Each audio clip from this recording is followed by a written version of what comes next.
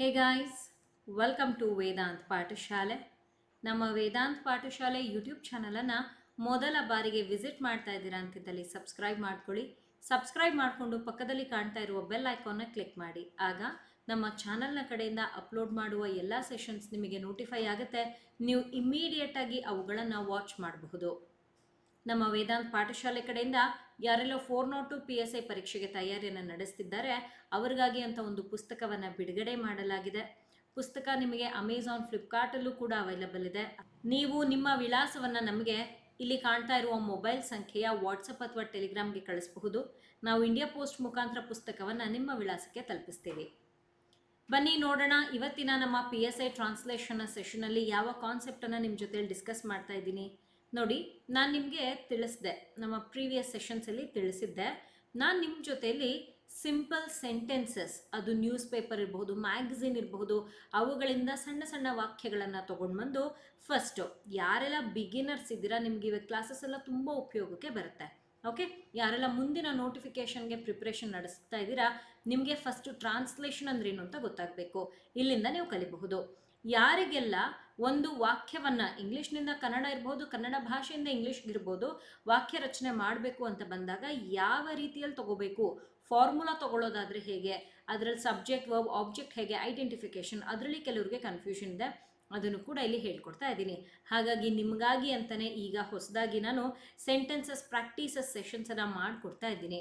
ಇವತ್ತು ಕೂಡ ನಾನು ಯೋಜನಾ ಮ್ಯಾಗ್ಝಿನಿಂದ 3 ಸೆಂಟೆನ್ಸಸನ್ನು ತೊಗೊಂಡು ಬಂದಿದ್ದೀನಿ, ನೀವು ನೋಡಬಹುದು. ಈ 3 ಸೆಂಟೆನ್ಸಸ್ನ ಈಗ ನಾವು ಇಂಗ್ಲೀಷ್ ಭಾಷೆಗೆ ಅನುವಾದ ಮಾಡಬೇಕಿದೆ. ಹೇಗೆ? ಮೊದಲನೇ ವಾಕ್ಯವನ್ನು ತಗೊಳ್ಳೋಣ, ಏನಿದೆ ನೋಡೋಣ ಬನ್ನಿ. ಗಂಗಾ ಮತ್ತು ಬ್ರಹ್ಮಪುತ್ರ ನದಿ ವ್ಯವಸ್ಥೆಗಳು ಅತ್ಯಂತ ಹೆಚ್ಚು ಫಲವತ್ತಾದ ಪ್ರದೇಶಗಳಾಗಿವೆ.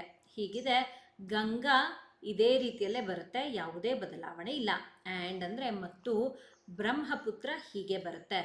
ನದಿ ಅಂತ ಕೊಟ್ಟಿದ್ದಾರಲ್ವಾ, ರಿವರ್ ಅಂತ ನಾವು ಇದನ್ನು ತಗೊಳ್ಬಹುದು. ವ್ಯವಸ್ಥೆಗಳು ಅಂತಿದೆ, ಇದನ್ನು ನಾವೇನಂತ ಬರಿತೀವಿ? ಸಿಸ್ಟಮ್ಸ್ ಅಂತ ಬರಿತೀವಿ. ಅತ್ಯಂತ ವೆರಿ ಅಂತ ತಗೊಳ್ಬಹುದು. ಹೆಚ್ಚು ಮೋರ್ ಅಂತ ತಗೊಳ್ಳಿ. ಫಲವತ್ತಾದ ಅಂತ ಕೊಟ್ಟಿದ್ದಾರಲ್ವಾ, ಫರ್ಟೈಲ್ ಅಂತ ತಗೊಳ್ಬಹುದಿದೆ. ಪ್ರದೇಶ ಅಂತಂದರೆ ಏರಿಯಾ ಅಥವಾ ರೀಜನ್. ಗಳಾಗಿವೆ, ಗಳು ಅಂದರೆ ಒಂದಕ್ಕಿಂತಲೂ ಜಾಸ್ತಿ ಇದೆ, ಅದಕ್ಕೋಸ್ಕರ ಎಸ್ ಅಂತ ತಗೊಳ್ಬೇಕು. ಇಲ್ಲಿಗೆ ನಮ್ಮ ವೊಕ್ಯಾಬ್ಯುಲರಿ ಮುಗಿಯುತ್ತೆ. ಏನು ಹೇಳ್ತಾ ಇದ್ದಾರೆ ಅಂತ ಅರ್ಥ ಮಾಡ್ಕೊಳ್ಳೋಣ. ಗಂಗಾ ಹಾಗೆ ಬ್ರಹ್ಮಪುತ್ರ ನದಿಯ ವ್ಯವಸ್ಥೆಯ ಬಗ್ಗೆ ಮಾತನಾಡ್ತಾ ಇರುವಂಥದ್ದು. ಇವರೇ ಏನಾಗ್ತಾರೆ ಅಂತಂದರೆ ನಮ್ಮ ಸಬ್ಜೆಕ್ಟ್ ಆಗ್ತಾರೆ. ಇವರು ಏನೋ ಆಗಿದ್ದಾರಂತೆ. ಏನಾಗಿದ್ದಾರೆ? ಅತ್ಯಂತ ಹೆಚ್ಚು ಫಲವತ್ತಾದಂಥ ಪ್ರದೇಶ. ಇದೇನಾಗುತ್ತೆ? ಆಬ್ಜೆಕ್ಟ್ ಆಗುತ್ತೆ. ಇಲ್ಲಿ ಆಗಿವೆ ಅನ್ನುವಂಥದ್ದು ವರ್ಬ್. ನೀವು ಗಮನಿಸಬಹುದು, ಇಂಗ್ಲೀಷ್ನಲ್ಲಿ ಒಂದು ವಾಕ್ಯವನ್ನು ರಚನೆ ಮಾಡೋದಕ್ಕೆ ಬಳಸಿರುವ formula subject plus verb plus object. ಇದನ್ನೇ ಈಗ ನಾವು ಇಂಗ್ಲೀಷಿಗೆ ಬರಿಬೇಕು ಅಂತ ಬಂದಾಗ ಈ ಫಾರ್ಮುಲಾ ಬಳಸ್ತೀವಿ. The formula is subject plus verb plus object. ಹೇಗೆ? ಬನ್ನಿ ಬರೆದು ತೋರಿಸ್ತೀನಿ. Ganga and Brahmaputra. Ganga and Brahmaputra river system ಏನಾಗಿದೆಯಂತೆ? ಇದು ರಿವರ್ ಸಿಸ್ಟಮ್ಸ್ ಏನಾಗಿದೆ? ಇದು ಏನೋ ಆಗಿದೆ. ಏನೋ ಅತ್ಯಂತ ಹೆಚ್ಚು ಫಲವತ್ತಾದ ಪ್ರದೇಶಗಳು ಅಲ್ವಾ? ಬರೆಯೋಣ. ನಾನಾಗಲೇ ವೊಕ್ಯಾಬ್ಯುಲರಿ ಬರೆಯುವಾಗ ಅತ್ಯಂತ ಹೆಚ್ಚು ವೆರಿ ಮಚ್ ಅಂತ ಬರೆದಿದ್ದೆ. ಈಗ ಇವೆರಡನ್ನೂ ಸೇರಿಸಿ ಒಂದೇ ಪದವಾಗಿ ಬರೆಯೋದಾದರೆ ಮೋಸ್ಟ್ ಅಂತ ತಗೊಳ್ಬಹುದು. ಓಕೆ, ವೊಕ್ಯಾಬ್ಯುಲರಿಯಲ್ಲಿ ಹೀಗೆ ಬರುತ್ತೆ. ಇದೇ ನಾವು ಸೆಂಟೆನ್ಸಲ್ಲಿ ತಗೊಳ್ಳುವಾಗ ಈ ರೀತಿಯಲ್ಲಿ ತಗೊಳ್ಬಹುದು. The most fertile areas, full stop. ಹೀಗೆ ಇಲ್ಲಿ ನಾನು ವಾಕ್ಯವನ್ನು ರಚನೆ ಮಾಡಿದ್ದೀನಿ. ನೋಡಿ, ಗಂಗಾ ಹಾಗೆ ಬ್ರಹ್ಮಪುತ್ರ ನದಿಗಳ ವ್ಯವಸ್ಥೆಗಳು ಅಂತೇನು ಕೊಟ್ಟಿದ್ರು, ಇದು ಸಬ್ಜೆಕ್ಟ್. ಇದು ಏನೋ ಆಗಿದೆ, ಪ್ರಸ್ತುತವಾಗಿ ಅದು ಇದೆ, ಅದನ್ನು ತೋರಿಸ್ತಾ ಇರೋದು. ಮೂರವ್ರ ಬಹುವಚನ ಇರೋದ್ರಿಂದ, ಪ್ರಸ್ತುತವಾಗಿರೋದ್ರಿಂದ, ಪ್ರೆಸೆಂಟ್ ಟೆನ್ಸ್ ಆಗಿರೋದ್ರಿಂದ ಆರ್. ಏನಾಗಿರೋದು? ದ ಮೋಸ್ಟ್ ಫರ್ಟೈಲ್ ಏರಿಯಾ, ಹೆಚ್ಚಿನ ಫಲವತ್ತತೆ ಹೊಂದಿರುವಂಥ ಏರಿಯಾ ಅಂತಂದರೆ ಪ್ರದೇಶವಾಗಿರೋದು. ಇದನ್ನು ನಾವೇನಂತ ತಗೊಳ್ಬಹುದು? ಆಬ್ಜೆಕ್ಟ್ ಅಂತ ತಗೊಳ್ಬಹುದು. ಆ್ಯಸ್ ಯು ಕ್ಯಾನ್ ಸಿ, ಒಂದು ವಾಕ್ಯವನ್ನು ರಚನೆ ಮಾಡೋದಕ್ಕೆ ತಗೊಂಡಿರುವಂಥ formula subject plus verb plus object. ಹೀಗೆ ಇಲ್ಲಿ ನಾವು ಟ್ರಾನ್ಸ್ಲೇಷನನ್ನು ಮಾಡಬಹುದು. ಬನ್ನಿ ಎರಡನೇ ವಾಕ್ಯವನ್ನು ತೋರಿಸ್ತೀನಿ. ಹರಪ್ಪ ನಾಗರಿಕತೆ ಜನರು ಹೊಸ ಕೃಷಿ ತಂತ್ರಜ್ಞಾನಗಳನ್ನು ಆವಿಷ್ಕರಿಸುವಷ್ಟು ಮುಂದುವರೆದಿದ್ದರು. ಆದ್ದರಿಂದ ಅವರು ಅಂತರ ಬೆಳೆಗಳನ್ನು ಕಂಡುಹಿಡಿದರು. ಹೀಗಿದೆ ಹರಪ್ಪ ನಾಗರಿಕತೆ. ಯಾವುದೇ ಬದಲಾವಣೆ ಇಲ್ಲ. ಹರಪ್ಪ ಅನ್ನೋ ಹೆಸರು ಇದೇ ರೀತಿಯಲ್ಲೇ ಬರುತ್ತೆ, ತಗೊಳ್ತೀವಿ. ನಾಗರಿಕತೆ ಅಂತೇನಿದೆ ಇದನ್ನು ನಾವೇನಂತ ತಗೊಳ್ಬಹುದು, ಸಿವಿಲೈಸೇಷನ್ ಅಂತ ತಗೊಳ್ಬಹುದು. ಜನರು ಅಂತ ಕೊಟ್ಟಿದ್ದಾರಲ್ವ, ಇದನ್ನ ಪೀಪಲ್ ಅಂತ ತಗೊಳ್ಳೋಣ.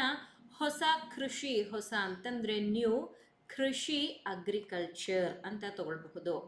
ತಂತ್ರಜ್ಞಾನಗಳು ಅಂತ ಇದೆ, ಇದನ್ನ ನಾವೇನಂತ ಬರಿತೀವಿ, ಟೆಕ್ನಾಲಜೀಸ್ ಅಂತ ತಗೊಳ್ಬಹುದು. ನೋಡಿ ಹೀಗೆ. ಆವಿಷ್ಕರಿಸುವಷ್ಟು, ಇದನ್ನ ಇನ್ವೆಂಟ್ ಅಂತ ಹೇಳಬಹುದು. ತಗೊಳ್ತಾ ಇದ್ದೀನಿ, ಇದನ್ನ ನಾವು ತಗೊಳ್ಬಹುದು ಇನ್ವೆಂಟ್ ಅಂತ. ಮುಂದುವರೆದಿದ್ದರೂ, ಇದನ್ನ ನಾನು ವಾಕ್ಯದಲ್ಲಿ ನಿಮಗೆ ಬರೆದು ತೋರಿಸ್ತೀನಿ. ಕಾಮ ಕಾಣಿಸ್ತಾ ಇದೆ, ನಾವು ತಗೊಳ್ಳೋಣ. ಆದ್ದರಿಂದ ಸೋ, ಅವರು, ದೇ, ಅಂತರ ಬೆಳೆಗಳು ಅಂತ ಕೊಟ್ಟಿದ್ದಾರೆ, ಅಂದರೆ ಇಂಟರ್ ಕ್ರಾಪಿಂಗ್ ಅಂತ ಅರ್ಥ. ಬರಿತಾ ಇದ್ದೀನಿ ನೋಡಿ, ಇಂಟರ್ ಕ್ರಾಪಿಂಗ್.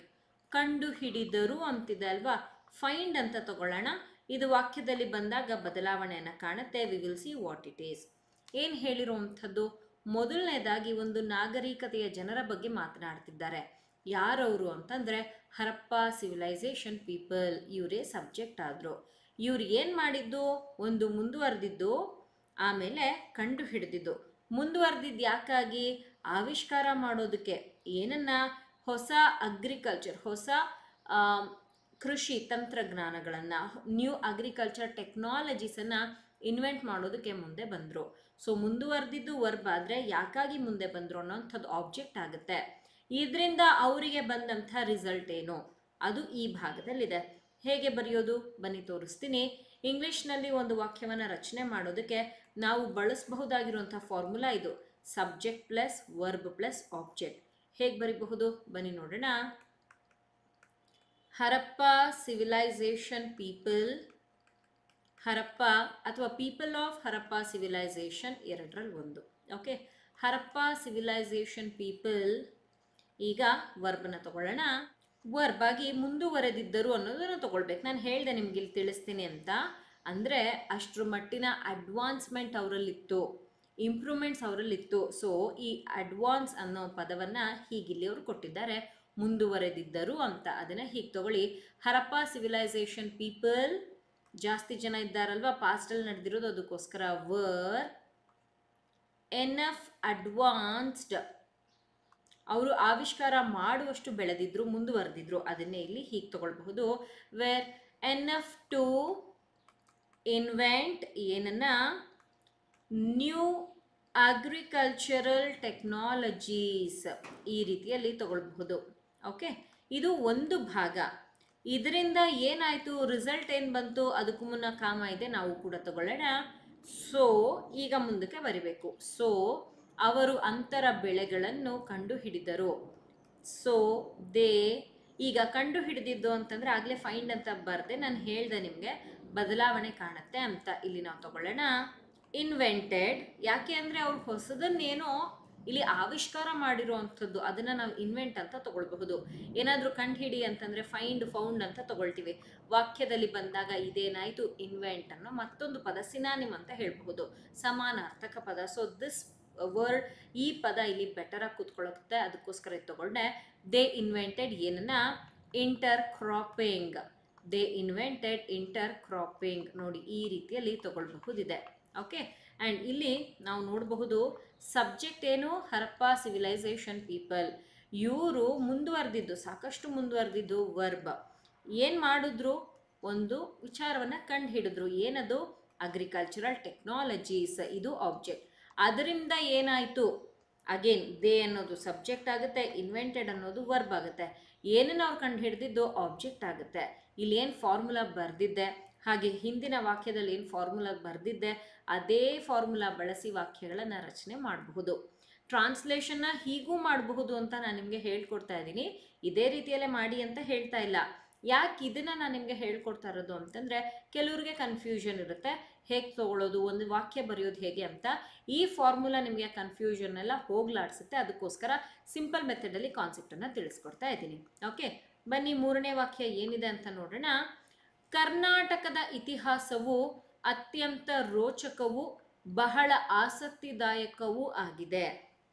ಓಕೆ, ಕರ್ನಾಟಕದ ಅಂತ ಕೊಟ್ಟಿದ್ದಾರಲ್ವಾ, ಆಸ್ ಇಟ್ ಈಸ್ ಯಾವುದೇ ಬದಲಾವಣೆ ಇಲ್ಲ, ನಾವು ಇದನ್ನು ಹೀಗೆ ತಗೊಳ್ಬೇಕು. ಕರ್ನಾಟಕ. ಇತಿಹಾಸ ಅಂತ ಕೊಟ್ಟಿದ್ದಾರೆ, ತಗೊಳ್ಳೋಣ ಹಿಸ್ಟರಿ. ಅತ್ಯಂತ ಅಂತ ಕೊಟ್ಟಿದ್ದಾರಲ್ವಾ, ವೆರಿ ಅಂತ ತಗೊಳ್ಬಹುದು. ಬಹಳ ಅಂತಿದೆ, ಇದನ್ನು ಕೂಡ ನೀವು ಹೀಗೆ ತಗೊಳ್ಬಹುದು. ರೋಚಕ. ರೋಚಕ ಅಂತಂದರೆ ಇದನ್ನು ನಾವು ಎಕ್ಸೈಟಿಂಗ್ ಅಂತ ಹೇಳ್ತೀವಿ. ಓಕೆ, ನೋಡಿ ತಗೊಳ್ತಾ ಇದ್ದೀನಿ. ರೋಚಕ, ಎಕ್ಸೈಟಿಂಗ್. ಆಸಕ್ತಿದಾಯಕ ಅಂತ ಕೊಟ್ಟಿದ್ದಾರೆ, ಇದನ್ನು ಇಂಟ್ರೆಸ್ಟಿಂಗ್ ಅಂತ ತಗೊಳ್ಬಹುದು. ಆಗಿದೆ ಅನ್ನುವಂಥ ಪದವನ್ನು ವಾಕ್ಯದಲ್ಲಿ ನಾನು ನಿಮಗೆ ಬರೆದು ತೋರಿಸ್ತೀನಿ. ಓಕೆನಾ? ಎಸ್, ಬನ್ನಿ ಮುಂದಿನ ನಮ್ಮ ಟ್ರಾನ್ಸ್ಲೇಷನ್ನ ಕಡೆಗೆ ಹೋಗೋಣ. ಅಂದರೆ ಒಕ್ಯಾಬುಲರಿ ಭಾಗ ಮುಗಿತು, ಅರ್ಥ ಮಾಡ್ಕೊಂಡ್ವಿ. ವಾಕ್ಯವಾಗಿ ಬರಿಬೇಕು. ಹೇಗೆ ಬರೆಯೋದು? ಸೇಮ್ ಫಾರ್ಮುಲಾ ಬಳಸ್ತೀನಿ. Subject plus verb plus object. Subject ಏನಾಗುತ್ತೆ, ಯಾವುದೋ ಒಂದರದ್ದು ಹಿಸ್ಟ್ರಿ ಬಗ್ಗೆ ಮಾತಾಡ್ತಾ ಇದ್ದೀವಿ. ಕರ್ನಾಟಕದ ಇತಿಹಾಸ ಸಬ್ಜೆಕ್ಟ್. ಇದು ಏನೋ ಆಗಿದೆಯಂತೆ, ವರ್ಬ್. ಏನಾಗಿದೆ ಇದು? ರೋಚಕವಾಗಿದೆ, ಹಾಗೆ ಆಸಕ್ತಿದಾಯಕವೂ ಆಗಿದೆ, ಎಕ್ಸೈಟಿಂಗ್ ಆಗಿದೆ, ಇಂಟ್ರೆಸ್ಟಿಂಗ್ ಕೂಡ ಆಗಿದೆ. ಹೇಗೆ ಬರೆಯೋದು ಬನ್ನಿ ನೋಡೋಣ. Karnataka's history.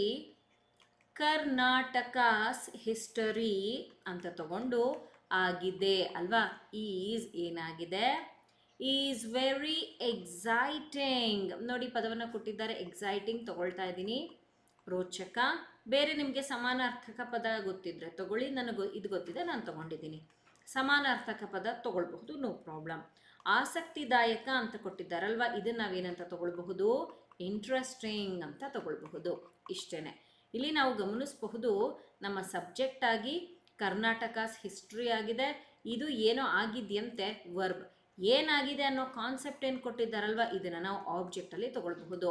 As you can see, ಇಲ್ಲಿ ಏನು ಫಾರ್ಮುಲಾನ ನಾನು ಸ್ಟಾರ್ಟಿಂಗಲ್ಲಿ ನಿಮಗೆ ತಿಳಿಸಿದ್ದೆ, ಅದೇ ಫಾರ್ಮುಲಾ ಬಳಸಿ ವಾಕ್ಯವನ್ನು ರಚನೆ ಮಾಡಿದ್ದೀನಿ. As you guys know that, ನಾನು ನಿಮಗಾಗಿ ಈ ರೀತಿಯ ನ್ಯೂಸ್ ಪೇಪರ್ನಲ್ಲಿ ಬರುವಂತಹ, ಮ್ಯಾಗ್ಝಿನ್ನಲ್ಲಿ ಬರುವಂತಹ ಸೆಂಟೆನ್ಸಸ್ನ ತೊಗೊಂಡು ಬಂದು ಡಿಸ್ಕಸ್ ಮಾಡ್ತಾ ಇದ್ದೀನಿ. ಇವೆಲ್ಲ ನಿಮಗೆ ಟ್ರಾನ್ಸ್ಲೇಷನ್ನ ಬೇಸಿಕ್ಕಿಂದ ಕಲ್ತ್ಕೊಳ್ಳೋದಕ್ಕೆ ಬಹಳ ಸಹಾಯ ಮಾಡುತ್ತೆ. ಈ ಥರ ಕ್ಲಾಸಸನ್ನು ಅಪ್ಲೋಡ್ ಮಾಡ್ತಾ ಇದ್ದೀನಿ. ತಪ್ಪದೆ ನಾವು ಅಪ್ಲೋಡ್ ಮಾಡುವ ಎಲ್ಲ ತರಗತಿಯನ್ನು ವಾಚ್ ಮಾಡಿ. And as you guys know, ನಮ್ಮ ವೇದಾಂತ್ ಪಾಠಶಾಲೆಯ ಆ್ಯಪನ್ನು ಈಗ ನಾವು ಆಲ್ರೆಡಿ ಲಾಂಚ್ ಮಾಡಿದ್ದೀವಿ. ಅದರಲ್ಲೂ ಕೂಡ ನಾನು ನಿಮಗೆ ಟ್ರಾನ್ಸ್ಲೇಷನ್ಗೆ ಸಂಬಂಧಿಸಿದ ಫ್ರೀ ಕ್ಲಾಸಸನ್ನು ಕೊಡ್ತಾ ಇದ್ದೀನಿ. ನೀವು ಅದನ್ನು ಕೂಡ ಹೋಗಿ ವಾಚ್ ಮಾಡಬಹುದಿರುತ್ತೆ. ನಮ್ಮ ಆ್ಯಪ್ ನಿಮಗೆ ಪ್ಲೇಸ್ಟೋರ್ನಲ್ಲಿ ಅವೈಲೇಬಲ್ ಇದೆ, ತಪ್ಪದೆ ಹೋಗಿ ಡೌನ್ಲೋಡ್ ಮಾಡ್ಕೊಳ್ಳಿ. ಆ್ಯಂಡ್ ಟ್ರಾನ್ಸ್ಲೇಷನ್ ಮತ್ತು ಪ್ರಿಸಿ ರೈಟಿಂಗ್ಗೆ ಸಂಬಂಧಿಸಿದ ಲೈವ್ ಕ್ಲಾಸಸನ್ನು ಪ್ರಾರಂಭ ಮಾಡಿದ್ದೀನಿ. ಮತ್ತು ನೀವೇನಾದರೂ VAO ಅಥವಾ PDO ಪರೀಕ್ಷೆಗೆ ತಯಾರಿ ನಡೆಸ್ತಿದ್ರೆ ಕಮ್ಯುನಿಕೇಷನ್ ಪೇಪರನ್ನು ಕೂಡ ಸ್ಟಾರ್ಟ್ ಮಾಡಲಾಗಿದೆ. ಇವೆಲ್ಲವೂ ಕೂಡ ಲೈವ್ ಕ್ಲಾಸಸ್ಸೇನೆ. ನಿಮಗೆ ಈ ಟ್ರಾನ್ಸ್ಲೇಷನ್ ಮತ್ತು ಪ್ರಿಸಿ ರೈಟಿಂಗ್ ಕ್ಲಾಸಸ್ ಏನಿದೆ, ಪ್ರತಿನಿತ್ಯ ಸಂಜೆ 4 ಗಂಟೆಗೆ ಕ್ಲಾಸಸ್ ಇರುತ್ತೆ. 4 ಗಂಟೆಯಿಂದ 5 ಗಂಟೆವರೆಗೂ ನಿಮಗೆ ಕಮ್ಯುನಿಕೇಷನ್ ಪೇಪರ್, ಈ ಒಂದು ಕೋರ್ಸ್ ದಿನ ಬೆಳಗ್ಗೆ ಹೊತ್ತು ನಡೆಯುತ್ತೆ. ಕ್ಲಾಸಸ್ ನಿಮಗೆ ಬೆಳಗ್ಗೆ 11 ಗಂಟೆಗೆ ನಿಮಗೆ ಕಮ್ಯುನಿಕೇಷನ್ ಪೇಪರ್ಗೆ ಸಂಬಂಧಿಸಿದ ತರಗತಿಯನ್ನು ತಗೊಳ್ತೀನಿ. ನಾನೇ ಇಲ್ಲಿ ನಿಮಗೆ ತರಗತಿಯನ್ನು ಮಾಡಿಕೊಡ್ತಾ ಇರೋದು. English grammar, general Kannada, computer knowledge, ಈ 3 ಕಾನ್ಸೆಪ್ಟ್ಸ್ ನಿಮ್ಗೆ ಇದರಲ್ಲಿ ಹೇಳ್ಕೊಡಲಾಗ್ತಿದೆ. ಆ್ಯಂಡ್ ಇದು 4 ತಿಂಗಳ ತರಗತಿಯಾಗಿದ್ದು ನಿಮಗೆ ಪ್ರತಿಯೊಂದು ತರಗತಿಯ PDF ನೋಟ್ ಸಿಗುತ್ತೆ. ಇಂಗ್ಲೀಷ್ ಹಾಗೆ ಕನ್ನಡ ಎರಡೂ ಭಾಷೆಯಲ್ಲಿ ತರಗತಿಯನ್ನು ಹೇಳ್ಕೊಡ್ತಾ ಇದ್ದೀನಿ. ನಮ್ಮ PSI ಟ್ರಾನ್ಸ್ಲೇಷನ್ ಕ್ಲಾಸಸ್ಸಲ್ಲೂ ಅಷ್ಟೇ ನಿಮಗೆ ಕ್ಲಾಸಸ್ 1 ಅವರ್ ನಡೆಯುತ್ತೆ. ಸಂಜೆ ಕ್ಲಾಸಸ್ ಇರುತ್ತೆ. ಜೂನ್ 20ನೇ ತಾರೀಕಿನಿಂದ ನಾನು ತರಗತಿಯನ್ನು ಪ್ರಾರಂಭ ಮಾಡಿದ್ದೀನಿ. ಇನ್ನು ನಾವು ಸ್ಟಾರ್ಟಿಂಗಲ್ಲಿದ್ದೀವಿ. ನೀವಿನ್ನೂ ಕೂಡ ಜಾಯಿನ್ ಆಗಿಲ್ಲ ಅಂತಿದ್ದಲ್ಲಿ ತಪ್ಪದೆ ನಮ್ಮ ಆ್ಯಪನ್ನು ಡೌನ್ಲೋಡ್ ಮಾಡ್ಕೊಳ್ಳಿ. ನಮ್ಮ ಆ್ಯಪಿಗೆ ಹೋಗ್ತಿದ್ದ ಹಾಗೆ ನಿಮಗೆ ಈ ಪೋಸ್ಟರ್ಸ್ ಎಲ್ಲ ಅಲ್ಲಿ ವಿಸಿಬಲ್ ಇರುತ್ತೆ. ನೀವು ನೋಡಬಹುದು, PSI ಟ್ರಾನ್ಸ್ಲೇಷನ್ ಕೋರ್ಸ್ನ ಬೆಲೆ 349 ಇದೆ. ಆ್ಯಂಡ್ ಕಮ್ಯುನಿಕೇಷನ್ ಪೇಪರ್ ಈ ಒಂದು ಕೋರ್ಸ್ನ ಬೆಲೆ 499 ಇದೆ. ಈಗ ಸದ್ಯಕ್ಕೆ ನಿಮಗೆ ಕ್ಲಾಸಸ್ ಅವೈಲಬಲ್ ಇದೆ. ಹಾಗೆ RDPRಗೂ ಸಂಬಂಧಿಸಿದ ಫ್ರೀ ಕ್ಲಾಸಸನ್ನು ನಮ್ಮ ಆ್ಯಪ್ನಲ್ಲಿ ನಾವು ಸ್ಟಾರ್ಟ್ ಮಾಡಿದ್ದೀವಿ. ಪ್ಲೇಸ್ಟೋರಲ್ಲಿ ಹೋಗಿ ವೇದಾಂತ್ ಪಾಠಶಾಲೆ ಅಂತ ಸರ್ಚ್ ಮಾಡಿ ಆ್ಯಪನ್ನು ಡೌನ್ಲೋಡ್ ಮಾಡ್ಕೊಳ್ಳಿ. ಫ್ರೀ ಕ್ಲಾಸಸನ್ನು ವಾಚ್ ಮಾಡಬಹುದು. ನೀವು ಯಾವುದಾದ್ರೂ ಪೇಯ್ಡ್ ಕೋರ್ಸಿಗೆ ಜಾಯಿನ್ ಆಗಬೇಕು ಅಂತಿದ್ದಲ್ಲಿ ನೀವಲ್ಲಿ ಜಾಯಿನ್ ಆಗಬಹುದು. ನಿಮ್ಗೇನೇ ಡೌಟ್ ಇದ್ದರೂ ಕೂಡ ಇಲ್ಲಿ ನಂಬರ್ ಕಾಣಿಸ್ತಾ ಇದೆ ಅಲ್ವಾ, ನಮ್ಮ ವೇದಾಂತ್ ಪಾಠಶಾಲೆಯ ನಂಬರ್ ಕಾಣಿಸ್ತಾ ಇದೆ ಅಲ್ವಾ, ಈ ನಂಬರನ್ನು ಕಾಂಟ್ಯಾಕ್ಟ್ ಮಾಡಬಹುದಿರುತ್ತೆ. ಇದಾಗಿತ್ತು ಇವತ್ತಿನ ಸೆಷನ್ ಹೇಗಿತ್ತು ಕಾಮೆಂಟ್ ಸೆಕ್ಷನಲ್ಲಿ ತಿಳಿಸೋದನ್ನು ಮರಿಬೇಡಿ. Thank you people. Happy learning. ಚೆನ್ನಾಗಿ ಓದ್ಕೊಳ್ಳಿ.